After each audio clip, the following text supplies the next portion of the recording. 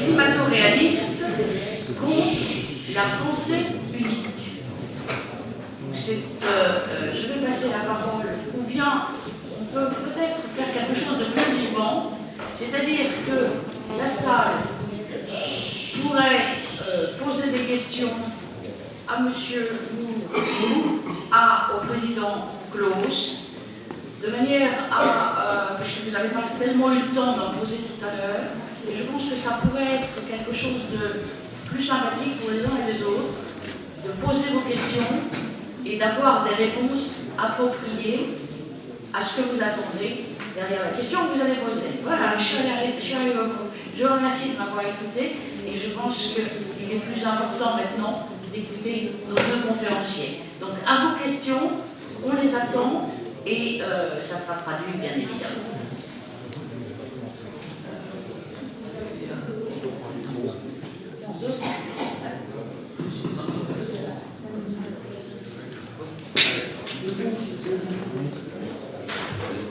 Bonsoir. Si on écoute l'ensemble des débats qu'il y a eu et qu'on essaie de résumer un peu depuis ce matin, on voit qu'il y a quand même un aspect financier qui est extrêmement important.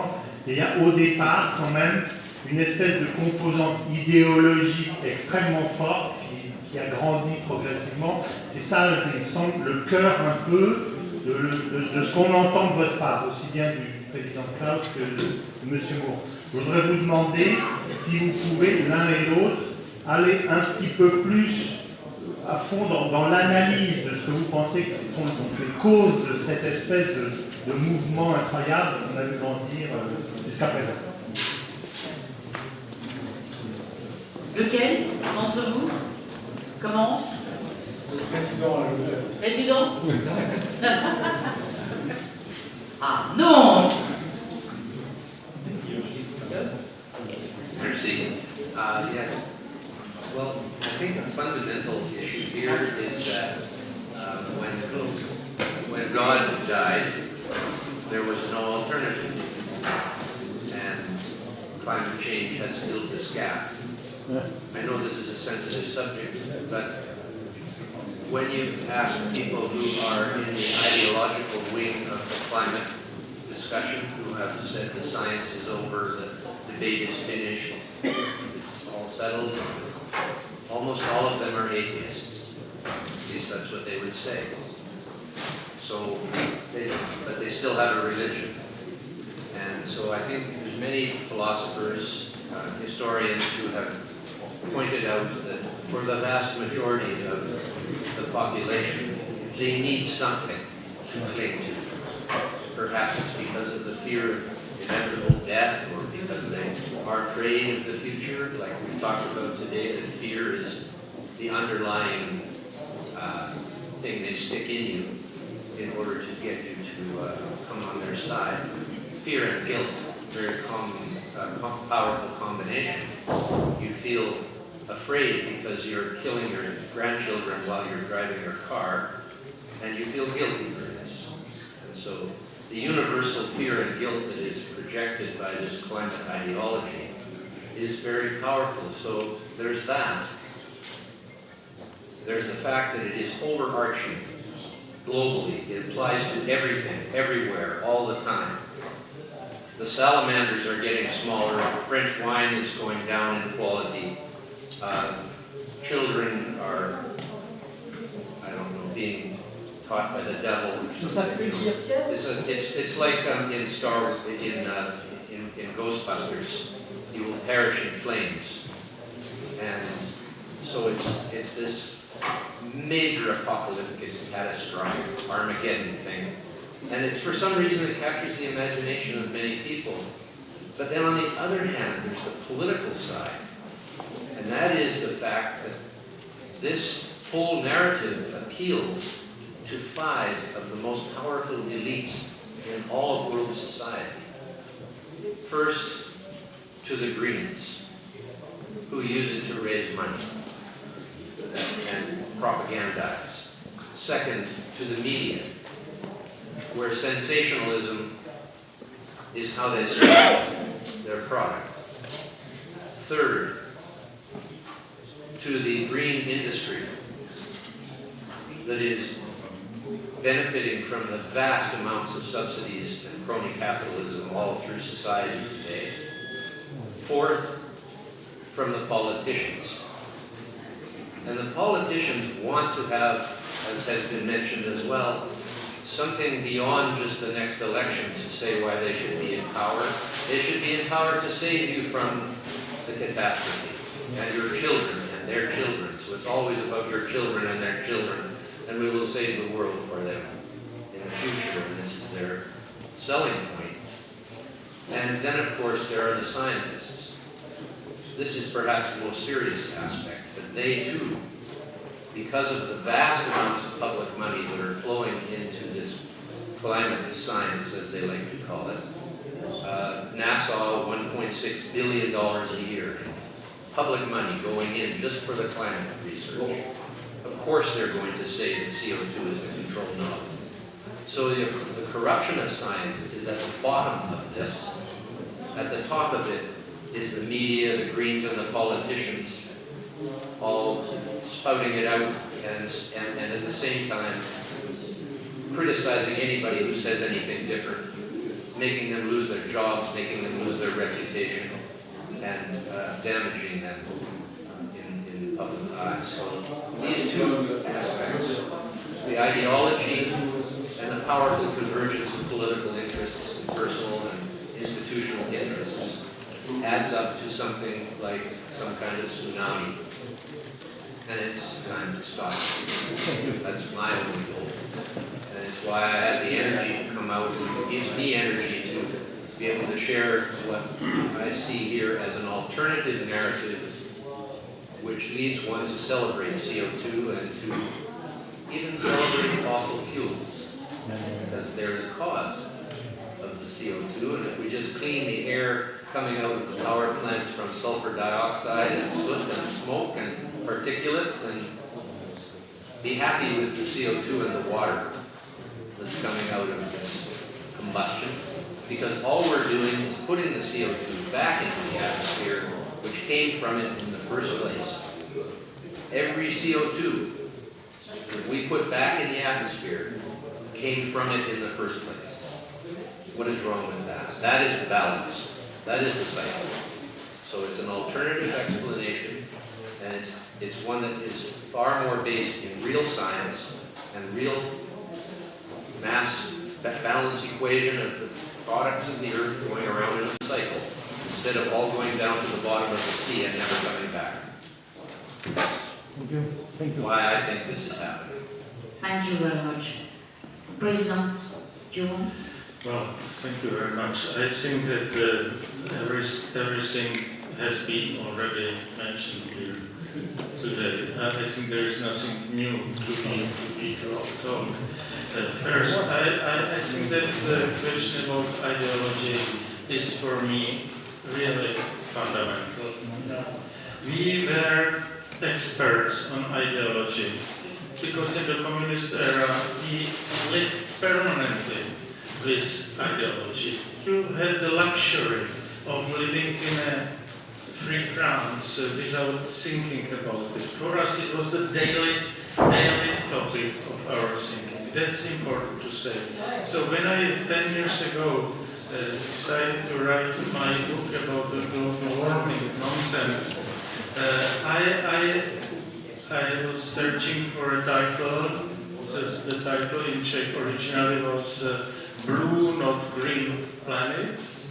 but the subtitle was absolutely crucial for me. What is in danger? Climate or freedom? And of course, my message, my main message was climate is okay. What is in danger is freedom. And I had a feeling that after getting rid of one unfree society, communism, we are approaching entering another unfree society, society based on ideologies like environmentalism. So this is my comment, one of my comments. Second, probably I have to explain when and how I came to this way of thinking. I must say it didn't start after the fall of communism. Even in the communist era, we were not so innocent about what is going on in the West. Believe me, I think we, even in the darkest communist days, were able to see the same amount of good French movies as you were able to follow in France. You know, that's definitely true. So I came to this topic when reading the first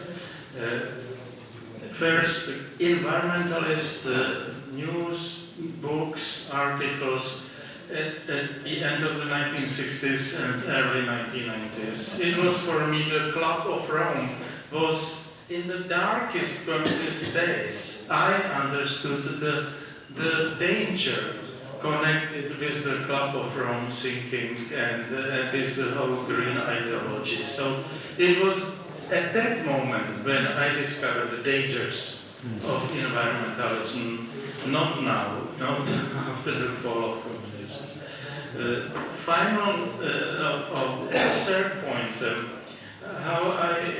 why I decided, I was always announced in the 1990s as Minister of Finance, Prime Minister, President of the country, as the main enemy of the Greens in my country. So every year they awarded someone with some award.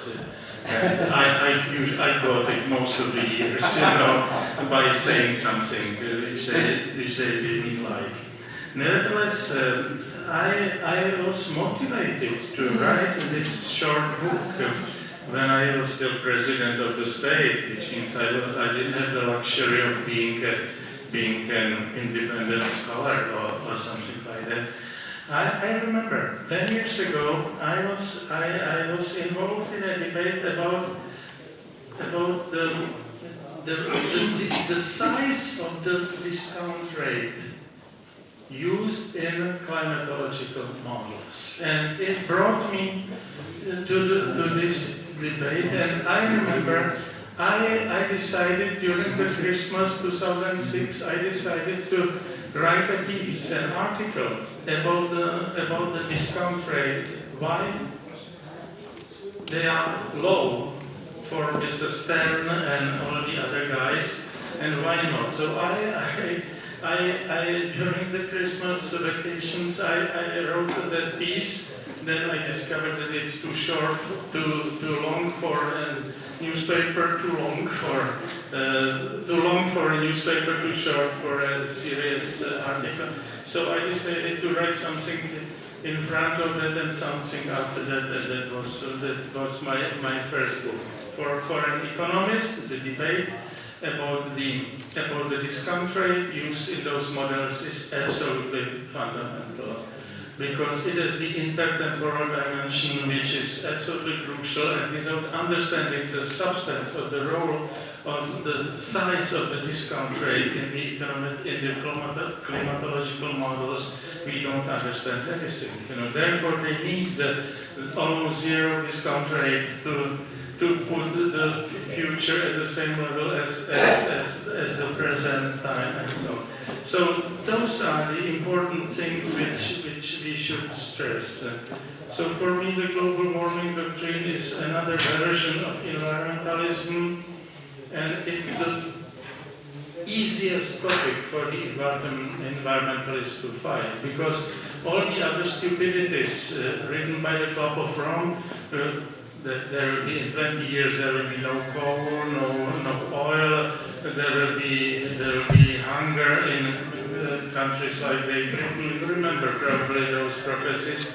It was easy to deny them because the reality demonstrated that it's so. Global warming doctrine is an excellent topic because it will be proved true or untrue in a century or in 2 centuries. So this is a dream of all the Greens to create, to come with such a story, and they succeeded in distributing it all over the world. So that's my small short comment. Thank you. Thank you very much.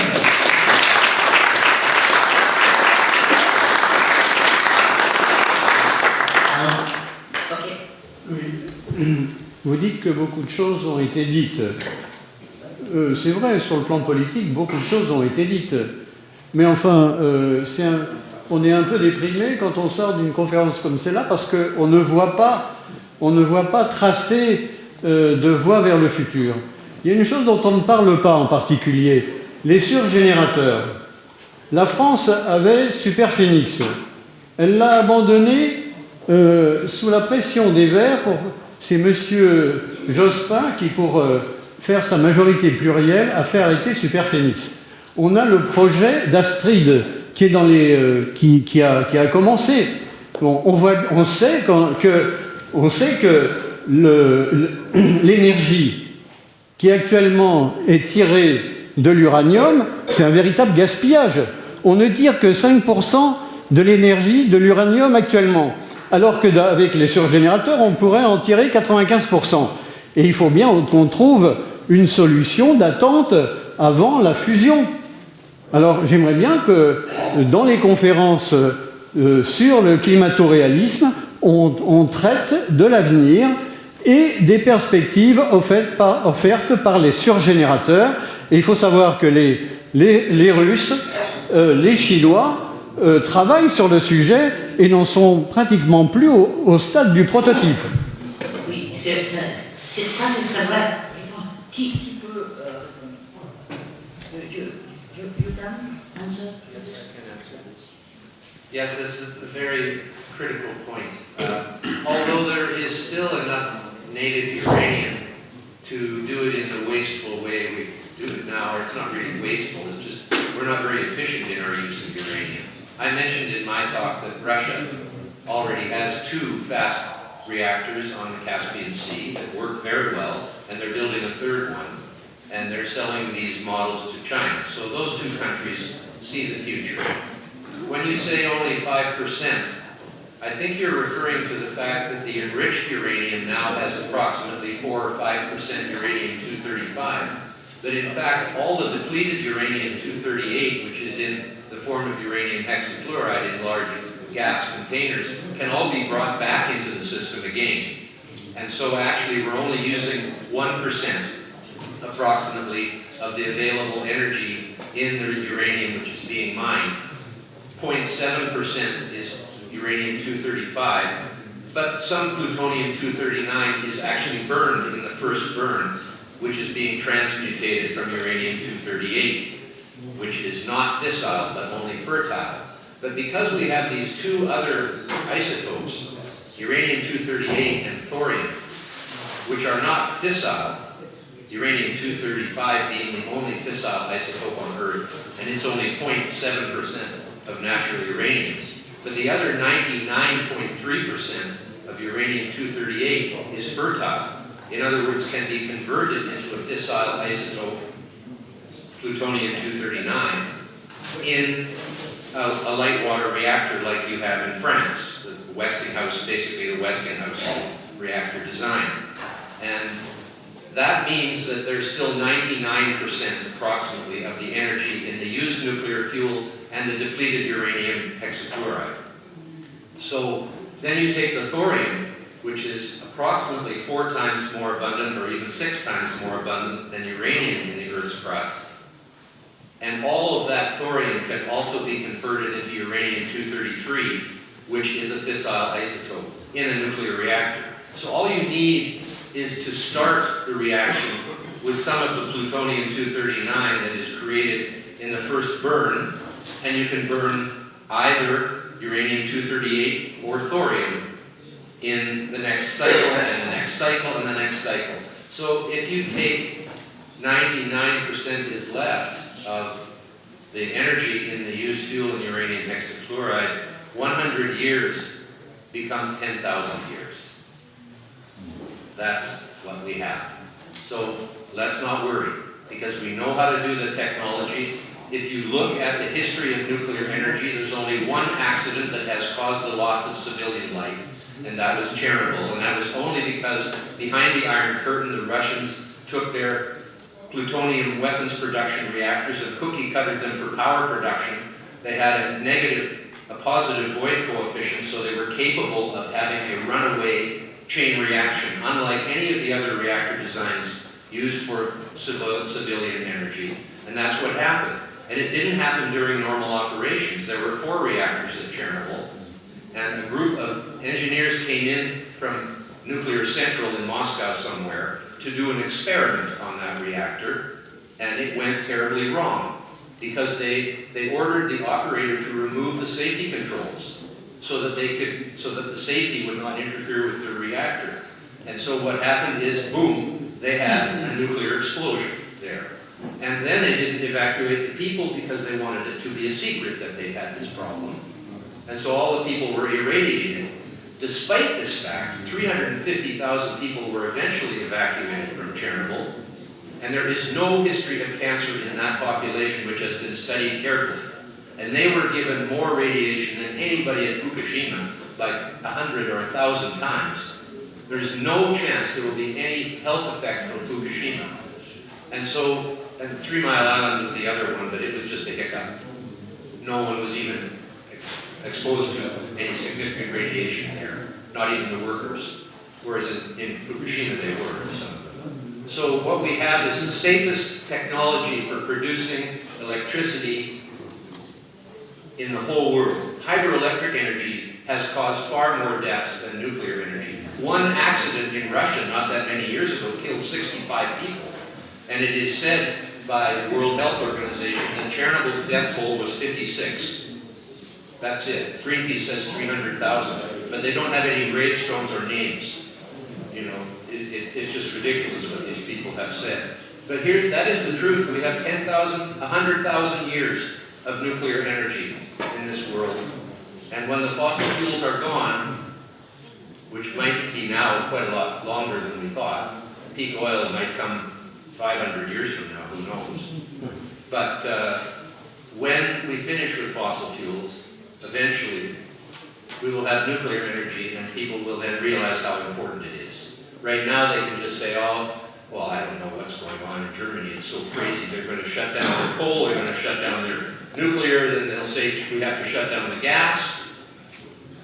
As I've written in an essay going to Germany now, this would be by far the worst crisis in Germany since World War II if they don't sort this thing out. I mean, it's going to be a disaster if they don't sort it out. And I'm expecting they will sort it out because they're in a crisis now, and crisis usually leads to solution. So hopefully that will happen. Thanks.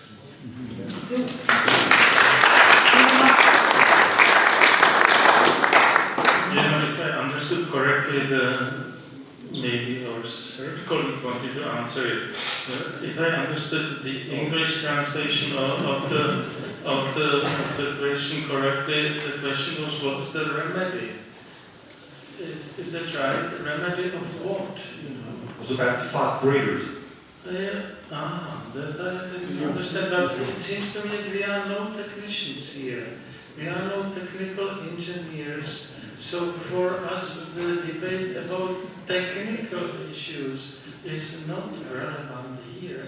If I understand it correctly, and I'm a priori technical progress optimist, I don't care about the technical progress. Technical progress will come, as has come always in the past, on one condition, that the spontaneous activities of people will be allowed, will be not stopped by governments, by stupid ideologues, by stupid politicians, and so on and so on. So I am not in worry of the lack of technical solutions. That's technical skepticism, which I do not share. I am more skeptical about the human behavior and political behavior of our political elites.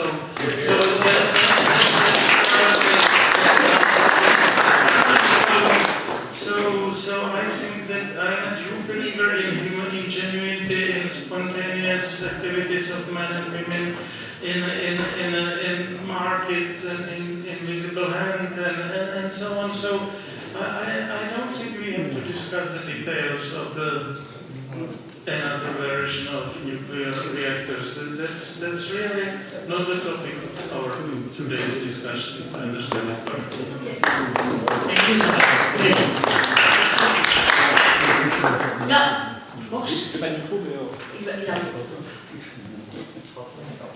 Monsieur le Président Klaus, quand on regarde des sujets comme l'énergie ou l'innovation, et quand on écoute le discours,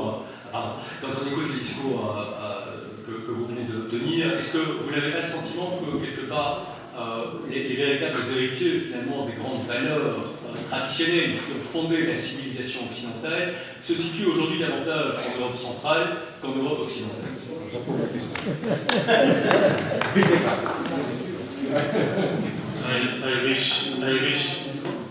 I wish you were right.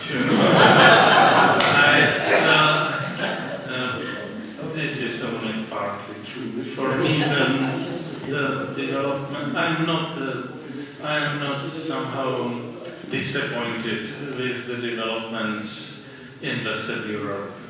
I expected it.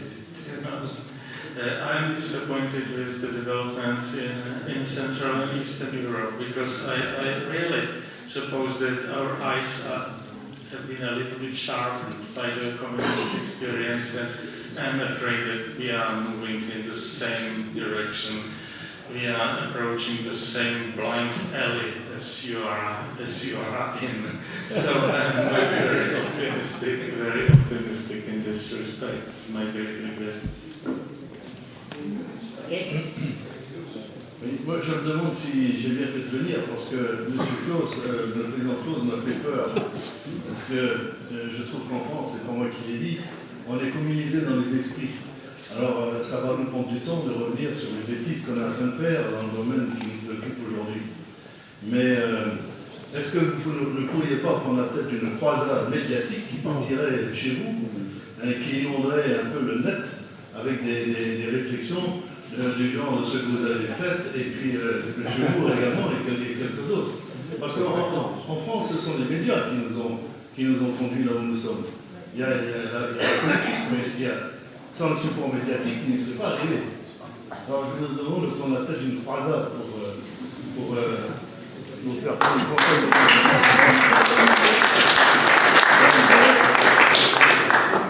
I don't know, I don't speak on behalf of Mr. Moore, but I suppose that he's traveling all over the world and speaking permanently.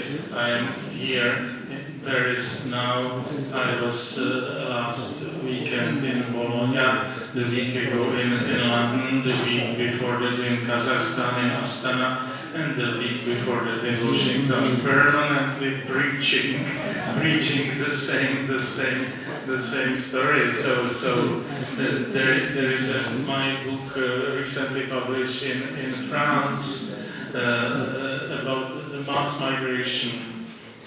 You may find it. You may what's the name in French? The movement. The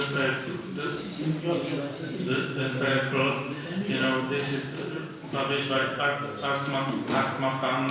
You can look at this Akmatan. So I am trying to speak, make interviews, write pieces, write books, and so on. So that's all. My book about global warming is not great, but it was published in 18 languages, including Japanese, Arabic, Chinese, Indonesian, some reach at least. This book about mass migration has already 8 European translations, so I my best really. We are too lazy, we are playing too much tennis, and now skiing is coming, so we will not have enough time to participate in such discussions. I can only add that I've been campaigning since I was 24 years old and I'm 70 now. And maybe you get a chance to smell the roses at some point, because it's a very tiring occupation traveling the whole world all the time, especially with organization. And I've really done my last organized campaign, I think, with the Campaign for Golden Rice, which involved touring all of Europe twice and for 2 years in South Asia, and being in India and Bangladesh and Philippines, and meeting all the press and talk for hours on end. And so that was organized. Now I consider myself to be an independent individual. I'm not going to try to build an organization anymore, which I've been doing all my life, is helping build campaigns of organization of people. And so I just wanted to do what I've done today. And I'm open to be invited to conferences and to share my opinions and thoughts and factual evidence with people. But I'm finished with being in organized, having to have an army. You know, Greenpeace was an army.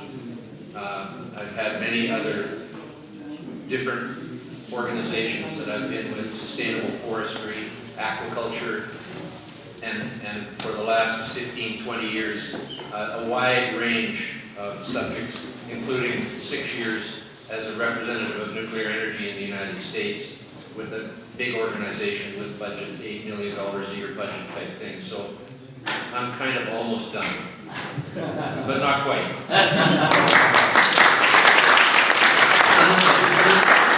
Je prendrai un petit peu ce qui a été dit, parce que, en fait, aussi bien Václav Klaus que Marie-France sont quand même deux personnes qui ont particulièrement agi, hein, et je suis assez d'accord avec ce qu'a dit Drius, c'est que de notre côté, au moins dans la sphère francophone, on n'a pas beaucoup agi, et on est plutôt dans le suivisme. Et je trouve que les climato-réalistes, le sujet qu'on a donné là, les climato-réalistes contre la pensée-unique, les climato-réalistes, c'est aussi nous. Et comme dit l'autre, on ne doit pas toujours demander aux autres de faire quelque chose, surtout quand ils sont comme eux déjà le fait beaucoup, mais on doit plutôt se demander ce qu'on devrait faire nous-mêmes.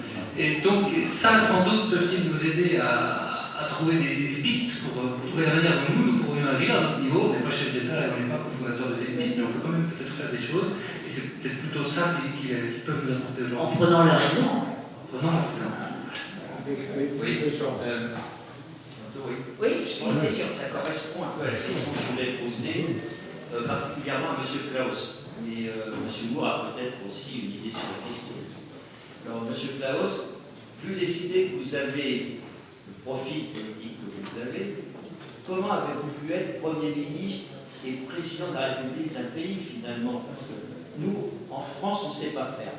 Les gens de votre stature, pour le moment, il semble qu'ils n'ont aucune chance d'arriver au pouvoir. Voilà, des gens comme vous, enfin, je vous découvre aujourd'hui, enfin, je connaissais de nom, de réputation, c'est vous, mais je vous découvre. Et je ne vois pas dans le paysage politique français, vous voyez, quelles sont les qualités finalement qui font que vous avez réussi tout de même, contre vents et marées en quelque sorte. Vous avez réussi à mettre les gens dans la poche. Mais peut-être que M. Moore It was very simple, you know. We had the privilege of being in a communist era, and in the moment of the fall of communism, there was a vacuum now. So people like me, you know, suddenly were able to become politicians. I was an academician in the 1960s, then I was expelled from the Czechoslovak Academy of Sciences after 1968, Soviet invasion into Czechoslovakia. I was expelled from the Academy of Sciences at leading, which is a very valuable label, the leading anti-Marxist in Czechoslovakia. You must admit that it's a nice label. And someone who disagrees with the occupation of the country. So I spent 20 years in irrelevant positions in Czechoslovakia, not being allowed to travel to the West. So I was not in the West for 20 years after 68 to the Velvet Revolution in 89. But I was well known as part of the unofficial economic establishment, so I became 3 weeks after the fall of communism the Minister of Finance in the first non-communist government, who was responsible for all the fundamental economic transition, deregulation, liberalization, privatization, and so on. And then I succeeded in forming a political party, winning elections with that party, and becoming prime minister. So it was just the non-standard situation. When I then participated in some European EU summits, I discovered that all the guys there are friends from when they were 16. They were members of the Young Christian Democrats or Young Something Christian Social Democrats, and the guy from Sweden, from Denmark, from Austria, they were together at a brigade strawberry picking in south of France when they were 16. That's the same club of people. They were all the times together. They spoke, all of them speaking using the first name. I would never use the first name to all the heads of states and governments in the EU, and they were shocked by it. They didn't really why.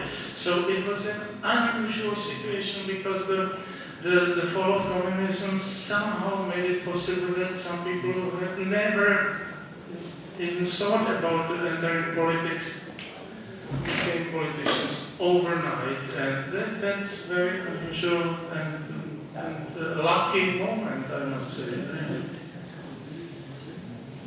Well, I would never compare myself to President Václav Klaus.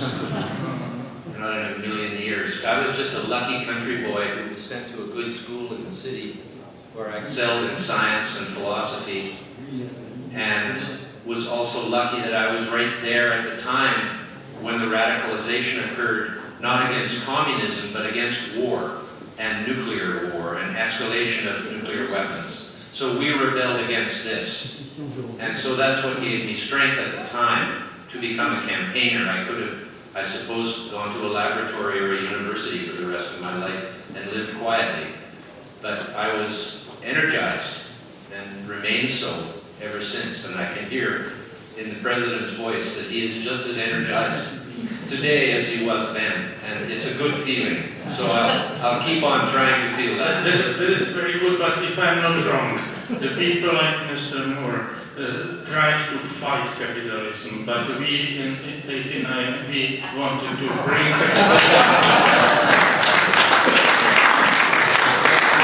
I come from a family of capitalists, so I'm not fighting capitalism.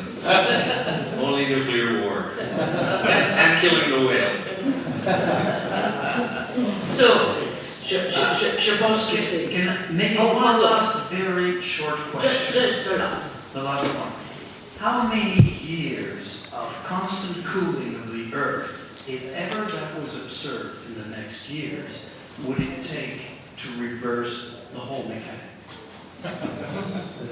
Again, afraid of global cooling. You have 1 minute each to reply. 5.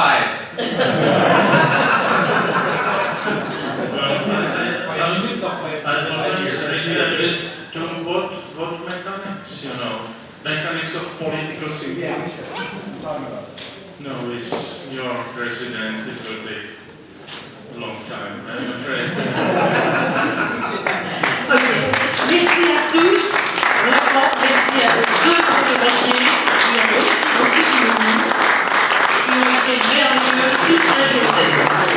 Merci à vous tous, en espérant vous revoir aussi nombreux l'année prochaine. Et puis, nous suivre. On aura gagné l'année prochaine. On va gagner l'année prochaine, sûr. Vous avez toujours des livres, et vous avez toujours des t-shirts. Et très joyeux Noël à tous. Et